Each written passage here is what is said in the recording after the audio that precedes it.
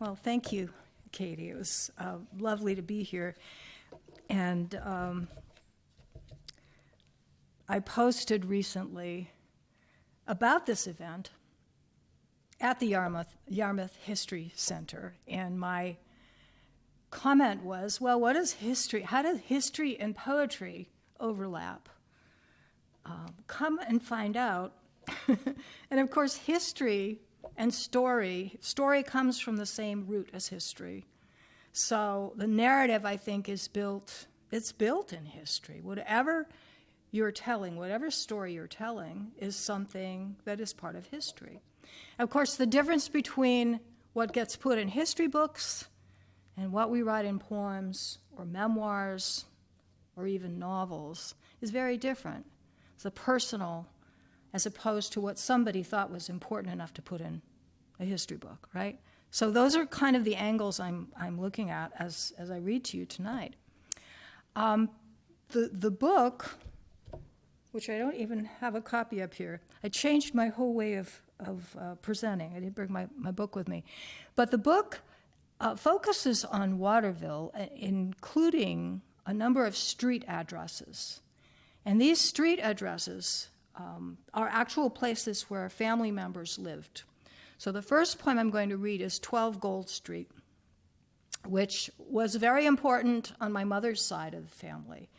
My grandparents lived upstairs, and my aunt and uncle lived downstairs, and they're 5 children. Of course, it's kind of weird that the old people would be upstairs, right? You'd think they'd have a little more trouble moving around. So whenever we visited my grandparents, we visited my cousins. And whenever we visited my aunt and uncle and cousins, we visited our grandparents. It was like that.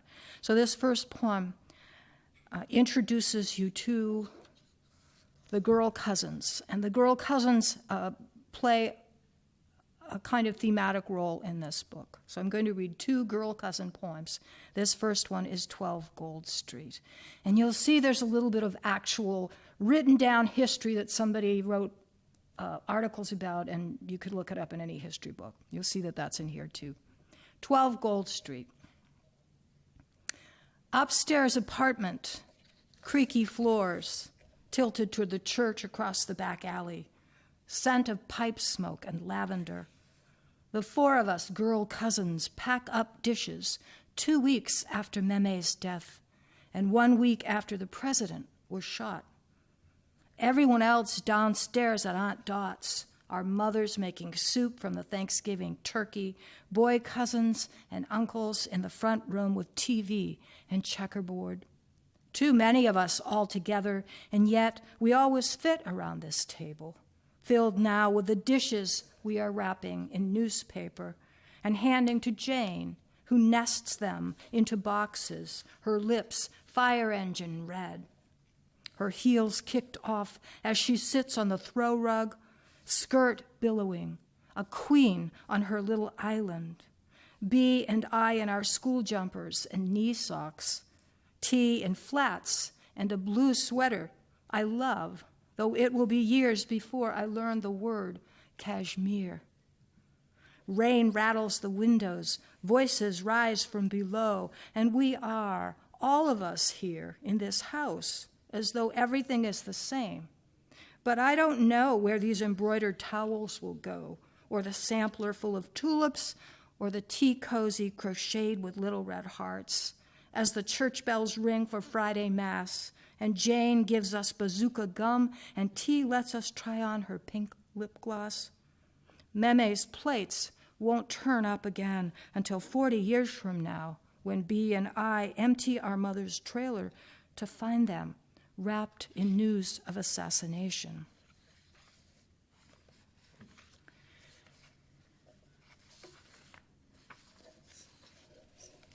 So, yeah, the girl cousins. Here's another girl cousin poem. It's called Girl Cousins. Girl cousins. Jane and T, spliced like us, Jeri and Bea, as sister pairs, grew up in smocked dresses and patent leather, then sent off to the nuns, also called sisters. I climbed trees and counted clouds. B invented pranks for her gal pals, while T honed her contralto. Jane, known for Jimmy Choo and Gucci knockoffs, her crisp blouse cleavage and pencil skirt slit thigh high, pursed her mouth and leveled you with a glare. The way, I'm sure, she told her priest brother he could preside at her funeral only if he shared poems, not prayers. Exactly what he does this morning in the upscale hotel conference room where T speaks her stuttered eulogy, then stumble falls into us, Jeri and B, we three, an island of lopsided sisters, slammed by sudden storm and closed into this rough shelter until the world stills and T stands again, wobbly in her own shoes. I have to tell you a little story, and also have the light on, that helps, about those shoes. The first poem is true in the sense that we four girl cousins were close and we did things, tasks like that. We never packed those particular dishes. Certainly my grandmother died around the time that Kennedy was assassinated, but not like the same couple of weeks. So I did a little bit of creating there, inventing. This one, however, happened exactly as it says. And the thing, I can't read it. When I read it, I get all kind of shaky because that moment was so important and moving.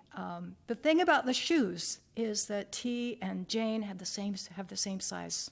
We're the same size. So after Jane's death, T inherited all of her shoes. And we would see her afterwards, and are those Jane's shoes? Yeah, they're Jane's shoes. So, important in this collection also is the grandmother, Meme, who lived upstairs, my mother's mother. And I have several poems in the collection about her. This first one that I'm going to read is another one I've never read out loud before. And it's an attempt to write in her voice. And it's an attempt to see what her life must have been like in 1926. I can only imagine. I know that at some point in their lives, in her life and my grandfather, they had a farm, or at least they were rural, and they grew crops and they had chickens and things like that. So taking the information I have, I created this monologue in her voice. And this is another poem that uses an address as a title. Route 201, Fairfield, Meme, 1926. Come October, I turn the garden and air out the winter clothes. I knit caps and mittens. After supper, Bill reads his newspaper while I make fruitcake for after midnight mass.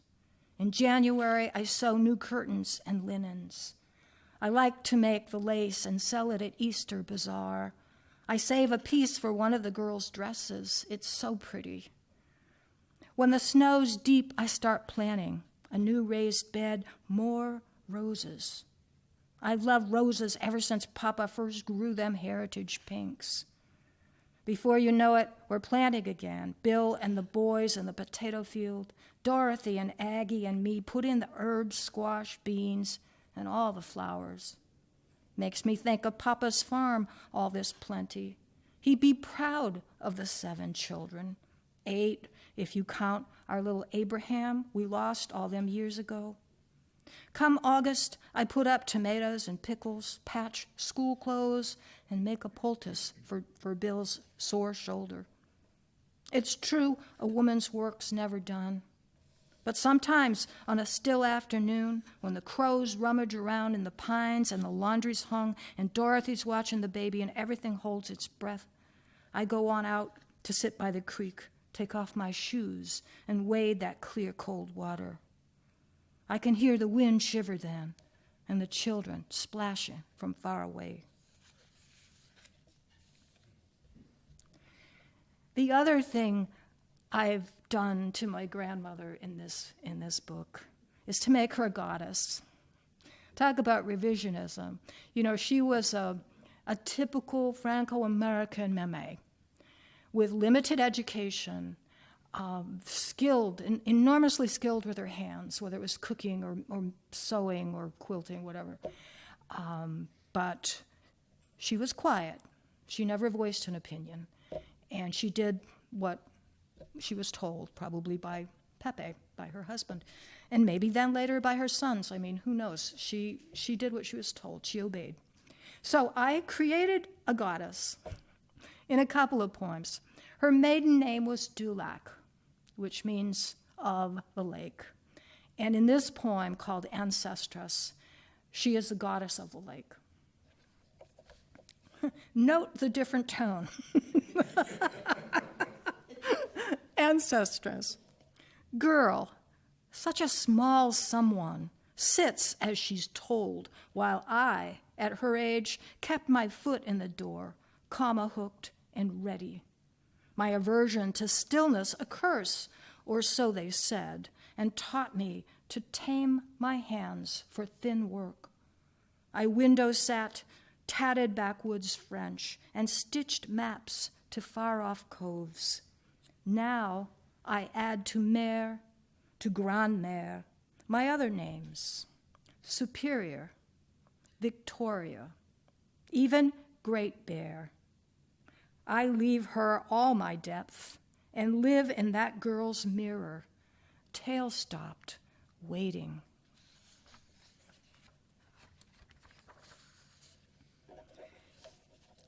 In contrast to the poem about my grandmother on the farm, this poem about my mother, I always read. I think it's because I want her here. And so these next two poems are about my mother. My mother's easy to write about because we talked. I can still hear her voice.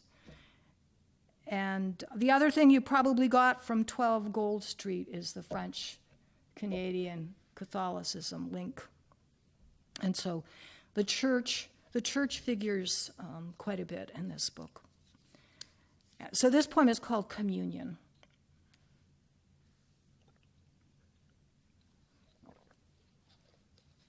Communion. In a 1940s photo, my mother sports a beret and snug peacoat, her face unlined and marvelous. She's about to light her first cigarette, a Pall Mall or Lucky, about to ignite her need for the world by pulling it hard inside her, unleashing endless blue exhalations behind closed windows in restaurants and cars. Every adult, Dad and my uncles, school bus driver, Humphrey Bogart, even the doctor, inhaled, exhaled my childhood. But mostly my mother, with beer, with coffee, morning and night, smoke her constant halo, even after the hospital and emphysema. Smoke, such a comfort that old enough to know better and looking like her young self, I filled my dorm room with white clouds of want. Even now, I long to stand in the side yard on a wet night, breathing the stunted lift of my mother's smoke, taste her prayer-braised breath, and swallow the whole dark and ashy world.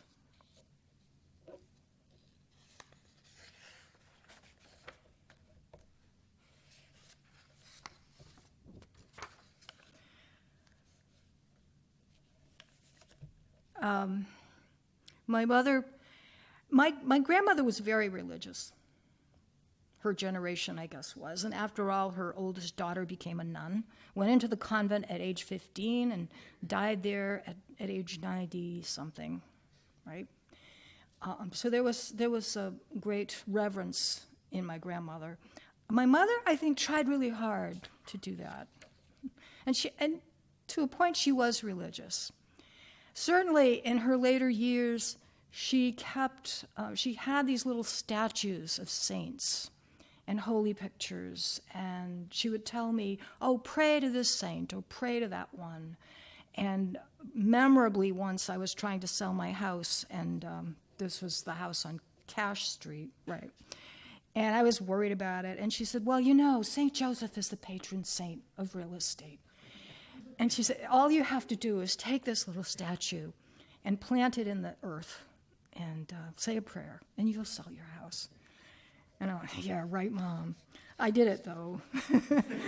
So who knows if that had anything to do with the selling of the house. But you always do what your mother says, right? If you can. So this poem is called Patrons, and it addresses some of those saints that, and maybe I added a few that she never mentioned, but anyway, patrons. My mother's saints, the quiet ones, have grown used to their oblivion. Like most things my mother left, they don't quite fit my life without her. I claim them anyway. Joseph of real estate and Matthew of accounting. Oh, she believed in Jude, desperate, and Anthony, lost, but loved the lesser saints for their specific merits, their pinpoint map of woes and wishes. Genevieve of disasters and Paris, Edward of difficult marriages, and Teresa, her named saint, patron of headache sufferers. Mom worked in bookkeeping, divorced my father, and sold our old house. Maybe she dreamed in French. I imagine her in a raccoon coat and red heels, stubbing out a Winston as she slipped her pleas into the side door of Sacred Heart, a wild stab, slightly snide, hedging her bets.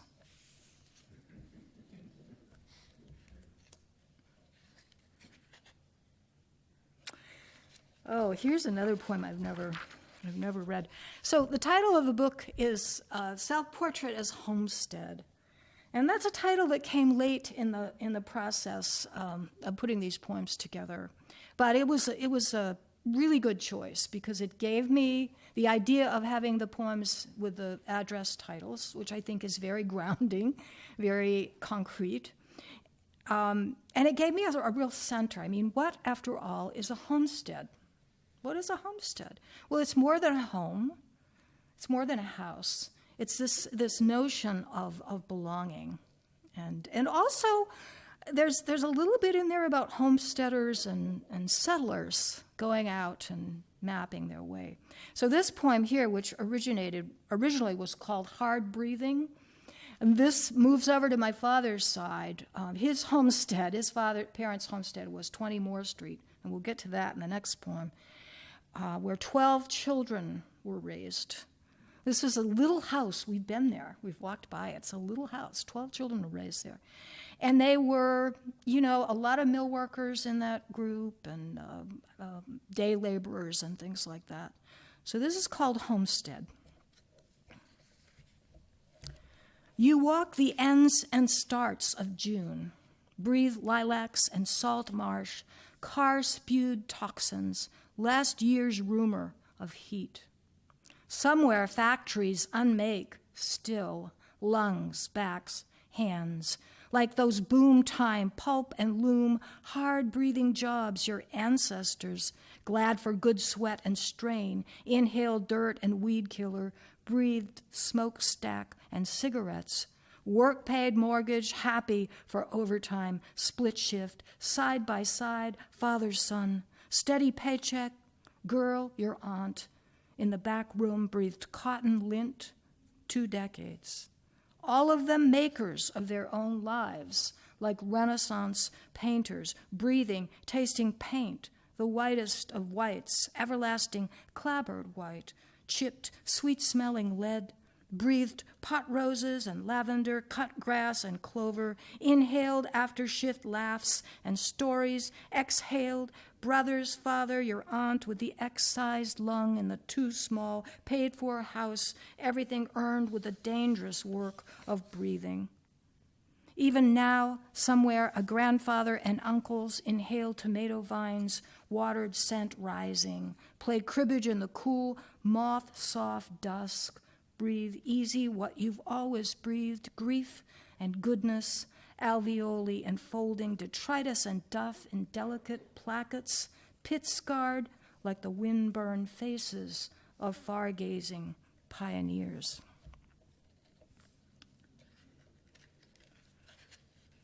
That was kind of a rant. Yeah?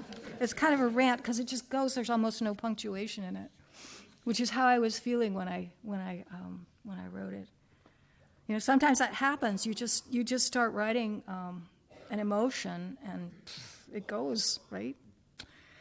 I talked about the poem about my grandmother on the farm in 1926, how I made that up, because I wanted to access her life as a mother with children, and the children probably, they were ranged from my mother, who must have been 2, to my grown-up aunt, 22. And the same is true for my father. I don't know much. His mother died before I was born. His father was a kind of stoic woodsman. He didn't speak much English, and I mean, I don't even remember his voice. And my own dad himself was quiet and remote. So I don't know his stories. And I thought, well, I want to know his stories, so I'm going to make them up, you know. And I said this before in other readings, that making up, it sounds like, oh, she's just fabricating, but it's inventing. And inventing in Latin, invenio, means to find. It doesn't mean to make up or to tell lies. It means to find. And so I really think that what I was doing in writing these poems was finding my dad. And so this one and a couple others will be my father poems. This is 20 Moore Street, 1940. My dad would have been 15 at the time. Willie and Ike and Ray, serious and laughing, work in the paper mill. Right now, they're making a bench and shelves for the shed. Me, I'm making a new rocker for Mama. I love how the pine gives in to the saw, the way the plane lifts yellow shavings, how the wood turns smooth as silk when I sand and oil it. We speak 2 tongues, my brother and me. Spring, summer, fall, we plant and build with our papa, still strong at 50, who works the night shift and grows heritage roses. He sings while he weeds. Our hammers echo down the tight-built street. Fences tilt toward the river like thirsty horses, and houses lean toward one another, shrugging as if to say, it's pretty good here. It's okay.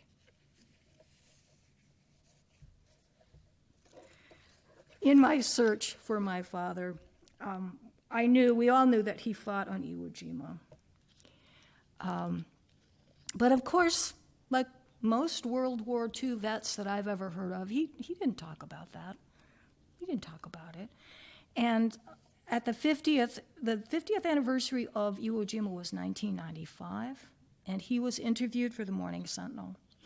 And I remembered that, a couple years back. I've been wanting to write this poem for years, and I remembered that interview. I didn't have it, and I got it through the Maine State Library. I contacted a librarian there. I gave her a rough date. I said, sometimes in 1995, it was about Iwo Jima, my father. And she sent it to me within a few days. Librarians are great. Once I had the interview, I had his words. And once I had his words, I could write this poem.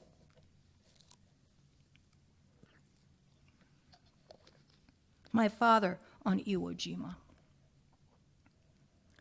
The first thing I saw when we got to the beach was dead bodies, my father told the reporter. He never told me about the black beaches below Mount Suribachi, or that someone yelled, "Flags up," during that famous photo op. It was quite a thrill to see that flag, he told the reporter, though the battle had just begun, shells filling the air with smoke. He crawled snail-like under bullets and got so much sand in his boots he couldn't move his toes. I wore the same clothes for 28 days, he told the reporter. He didn't mention the machine gun he took over from his dead pal or how he kept shooting long after he was wounded. He never told me about the medals for conspicuous gallantry. I could still see their faces, those fellows that were lost, he told the reporter, as though his memory were a war movie. I couldn't help feeling glad to be alive, sitting there alone on the beach. Maybe he was crying. Maybe all the men still alive at the end were crying. The smell of rotting bodies turned my stomach. He said 50 years later. Reading what the reporter wrote brings him no closer. I invent a father with more to say, how exactly that gun felt, where it hurt.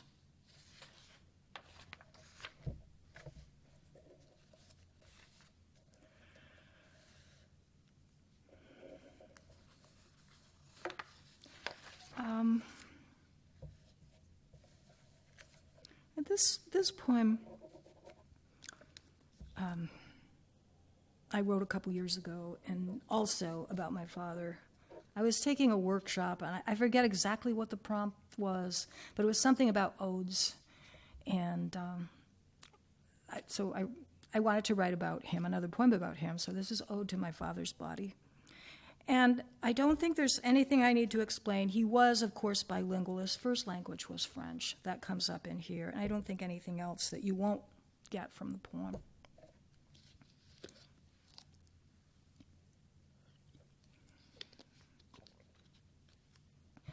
Ode to My Father's Body.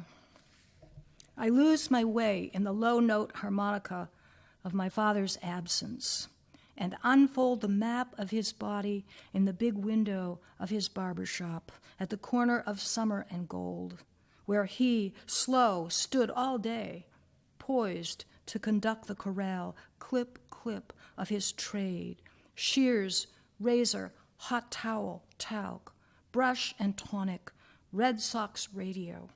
My father tidy and distant, not dissonant. My everyone knew him father, my year-round bicycle father, my father's body at school nights or Sunday mass, silent, always silent, but singing in the cellar, attic, garage, and whistling as he built backyard swing set, lean-to, edged garden rows, or hosed, night after sub-zero night, the ice rink where I soothed afternoons, cold and would-be wild. His body hunched in the chair of my mother's hospital room that time we thought she would die, 30 years after they divorced. My father's corpuscles and liver, shins and scapula, his semper fi, tough guy body, his ear, his good eye. My self-taught father in the city of his body, my beige and pastel checked shirt father in serviceable shoes and trench coat, who left his copy of Camus' The Stranger face down on the bed in English, though his tongue, his lips, his throat were French. He left, too, his body that night, left what was left of his body, left his Iwo Jima, his broken birth family, left his untold, his mystery, left me, his daughter, the wilderness of my own body. That is to say, left me, half him, left the quiet why or who he was, might have been, what he most loved, so that sometimes I still walk the hallways of my father's body. Half the doors gone, half of them still here. I always feel like I need to sit down after that one.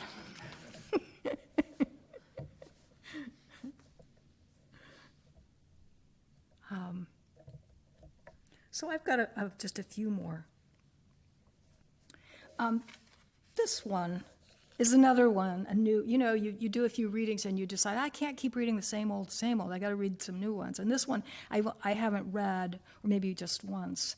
And it's a little bit different from the others, although it fits thematically. It's called Wife as Beekeeper, 1955, after Sylvia Plath. And Sylvia Plath got married in 1955. My mother was a housewife in 1955. What it meant to be a housewife in 1955 was everything you could imagine, from June Cleaver or somebody like that on television. The apron and the baking and the scrubbing and really, really housewife, right? So that's where this poem comes from. Well, except for the Sylvia Plath. There are lines in here from Sylvia that you may recognize if you know her work, but I will just mention the bee box. The whole idea of beekeeping comes from her. So I imagine the woman in this poem in her little kitchen in her little house with a little backyard with a bee hive in it that she keeps. I know, it's far-fetched, but... So bebox, unintelligible syllables, little dresses and coats, October poppy, beware, she says in one poem, you, or I eat men like air is another one of her lines, and the poppies. Those are all from Sylvia Plath. I just want to give credit.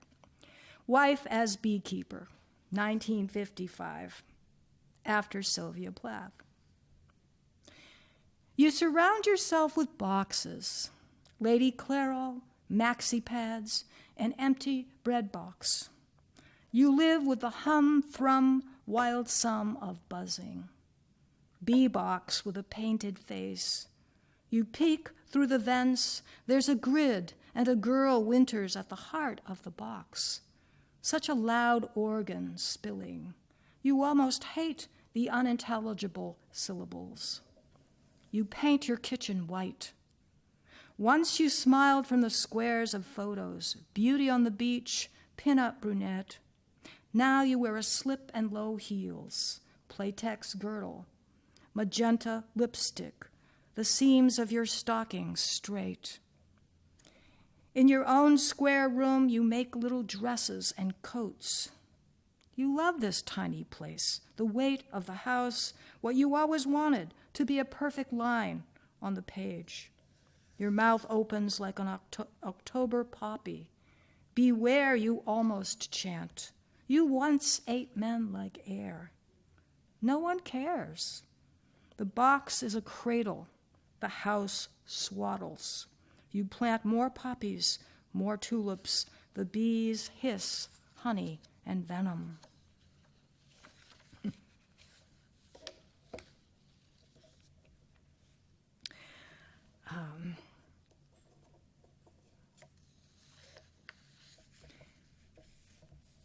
So I'm going to read you the title poem now, Self-Portrait as Homestead. And I don't think I need to explain anything about it.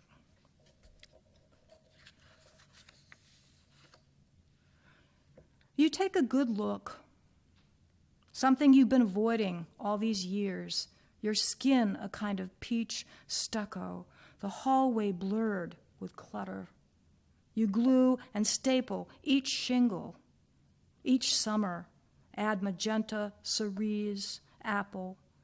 Your mother's anger, your father's storm drains and floorboards, his tongue and groove, his silence. You patch Catholic prayers, guilt, wallpaper, and beach sand. Add undressed windows, your hysterectomy scar. A good house is a used place, turned over and passed on, a place of winter noons, layered like the cemetery with strange names. You're still holding everything, skin cells and your grandmother's cookbook, broken outlets and not enough income. You wanted a light-filled house with wood floors and unexpected rooms, a possible place, the way womb hums the sound of home. What you got were 2 small closets and this hard squint, appraising what you thought you needed, all of it cataloged here in this edifice of doors and stories and bones.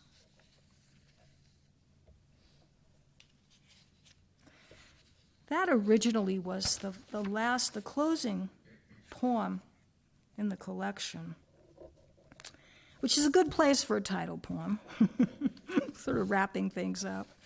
But it felt to me like I wanted this poem, which sort of closed a chapter in my life, more or less, at the end. And this one is another address poem. It's called 15 Shipwreck Lane. And the funny thing about this poem, I couldn't write it. I had to write it years and years later, which obviously often happens. But, I think I was fighting hard the empty nest. In my family, my mother, my grandmother, you build your life around children and raising children and the home, and when they leave, what do? My mother had a really hard time with that. And so when my youngest child went off to college, I sold the house that we had been living in, and I wintered on the beach. And shortly after that, I moved to Prague. That's another whole story. And began my life, after children. But years later, it says here 10 years, I think it might have been more, I realized, whoa, that was my empty nest, and I was fighting it hard. So that's where this poem came from. 15 Shipwreck Lane. I should put an epigraph on this, 2000, what was that? 1997, right? Yeah, 1997. Thank you. My daughter too. 15 Shipwreck Lane. Whoops. Precarious, that breakwater rental cottage, above the 100-year-old shipwreck, half buried in sand. Small rooms looking out on gulls and winter surfers, balanced between sky and sea, both much bigger than anything you'd thought. How to live, who to become. House sold, daughter leaving, father dead. That year, the surgeon cut out your womb. Now, a decade later, you still carry the old house and the one before that, all the way back to lilacs and blue bicycles, ragtag garden, and bedrooms elbowing the upstairs dark of childhood. Some artifacts recovered, most of them lost. And that's how the book ends. I'm hoping that someone has a question or two.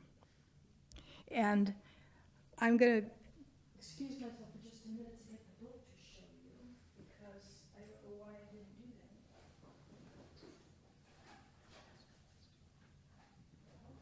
I don't know where it is. The reason I wanted to show it to you is because this is, the cover is titled Ancestress, which is the name of the poem where my grandmother takes on the voice of the lake. So I don't know, anybody have a thought or a question? Or Yeah.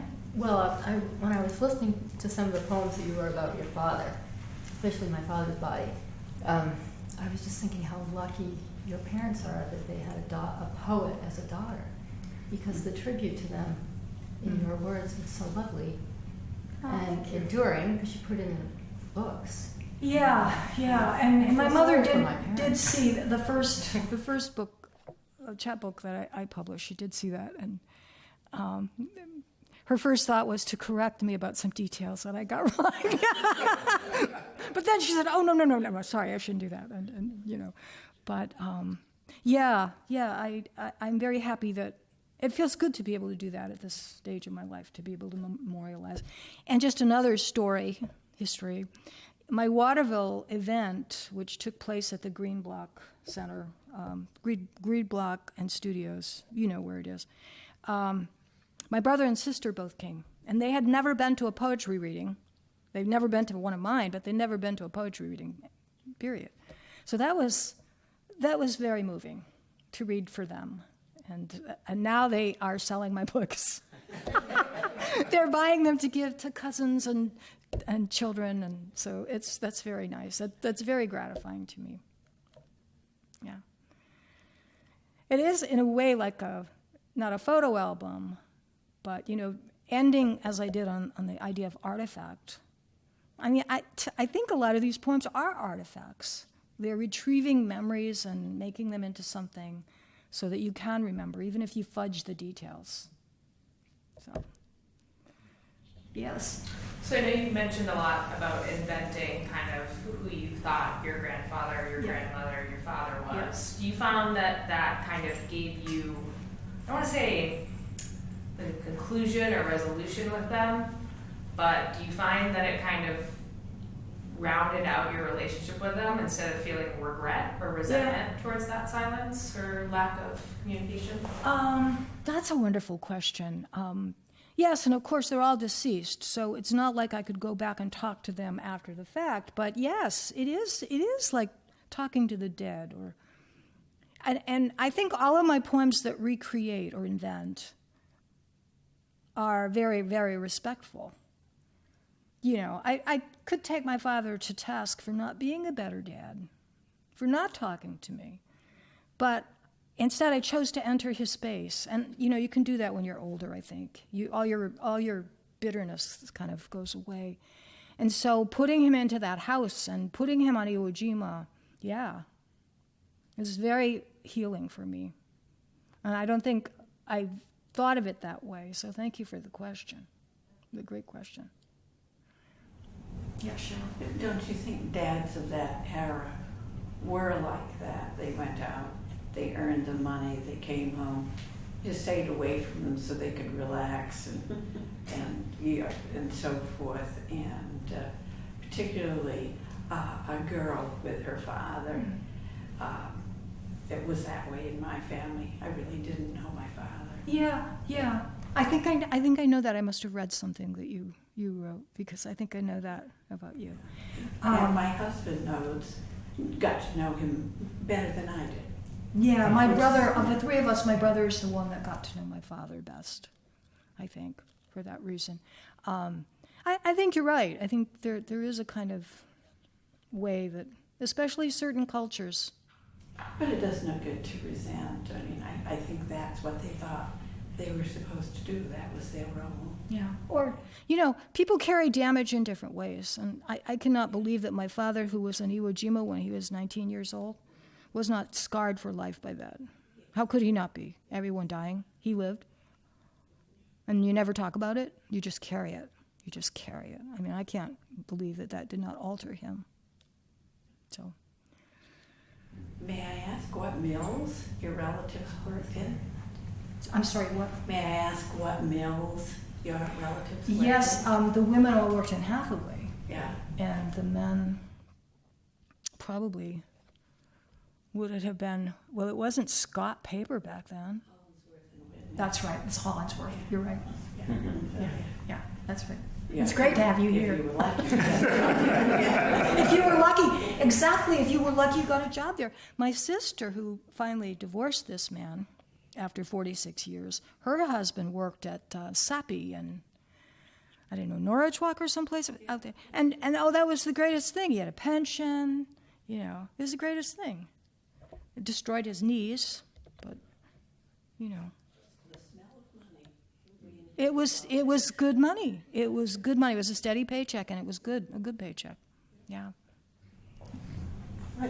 That's what I like. You sort of capture without being pedantic that tension between the sort of contentment in that environment, and then the risks involved. Like you had a line like the hard work of breathing, I think was the line, and it's something like that. And just to think that breathing was work and breathing gives you life, but breathing was also taking their lives away. Is That's that right. particular poem That's right. illustrated? And they all smoked. Yeah. And, a lot of the children in my father's family, as I said, there were 12 of them, had tuberculosis. And then the aunt that lost a lung, she really lost the lung to TB. But who knows what the influence of breathing that lint, that must have been impactful as well. The wind-up. Wind-up. Yeah. That's right. We did a tour in 8th grade at the wind-up. Yeah? I thought I'd gone to hell. To finding an outside door and just gasping and thinking, I had relatives that worked there 8 hours a day. And the heat. Oh, the mills were horrible. That's when you decided to be a teacher. Get me out of here. No. Somebody asked me, why did you go to Colby? Well, by the time we came along, my generation, nobody worked in the mills then, or at least not those mills. So, John did. yeah. The guys.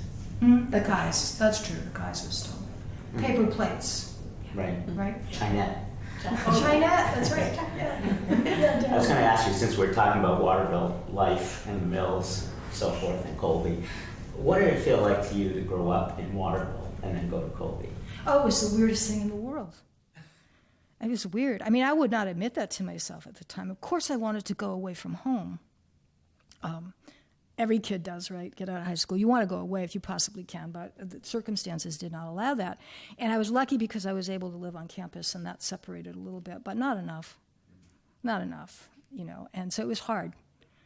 And I got married really young. And now, of course, I appreciate that education. But back then, it was hard. So, yeah. I don't think I was quite as carefree as a lot of my classmates. Maybe I'm wrong. I saw you some of those nights. But I mean, deep down. Yeah, we knew you were from Waterville. You knew I was. Yeah. So it was, you know, it wasn't like, I didn't know where a lot of different people lived, but we knew that you were from Waterville. Yeah. We talked about it. Yeah. It was your home. Yeah. So now you probably write about your family a lot, or it's material that you probably have mined before, but in this book, that was your family. Does it make you just want to continue writing about your family for the next Yeah, book? I can't Can escape, you stop? really. I can't escape. Some memories come and they're just... Yeah, because my new project, which is called loosely Cemetery Story, is nice and cheerful, but because I walk in the cemetery near our house all the time, and I'm so intrigued and interested in tombstones and the information you get from them and the lives that are told in those brief letters, right, and dates, and I just started writing about that. And I thought, this is going to be like Spoon River Anthology, right? But then my ancestors kept creeping in. I started thinking, I went to the great cemetery in Waterville, St. Francis, the Catholic side, where a lot of all my grandparents are, and even a great-grandfather, Jean-Baptiste Theriault. And now I want to go to the town in New Brunswick where my grandfather was born and where they came from, and I just started doing this genealogy. Because if I'm going to write about the guy, his name is Ebenezer Thrasher, buried in the Old Settlers Cemetery down by SMCC. I don't know if you know that. It's right overlooking Willard Beach. You know that. It's a beautiful little cemetery. And I'm probably going to invent a lot of this, but you can find a lot of information about these people. Ebenezer was his name, and his whole family. And I started writing about them, and then I thought, well, my earliest Theriault relative came to Nova Scotia around the same time. And they were part of the Grand Arrangement, that family. They were kicked out in 1755, and my father's ancestors went to New Brunswick. So knowing all that, I thought, wow, I've got to go to these cemeteries, because there it is. There's How a bunch interesting. of people from it. Do you know the Donahues? I do. Jean Donahue, the photographer. No. There are a lot of people in this area who had relatives who had to hide in the woods Oh, sure. up there, and Yeah. they don't know where their ancestors are buried because they kept them hidden. Yeah. Yeah. Yeah, that whole tale is very interesting. And, it's something we didn't talk about when we were kids. I never knew I was Franco-American. I mean, I knew I had a French name, but I didn't know that as an identity. We didn't talk about it.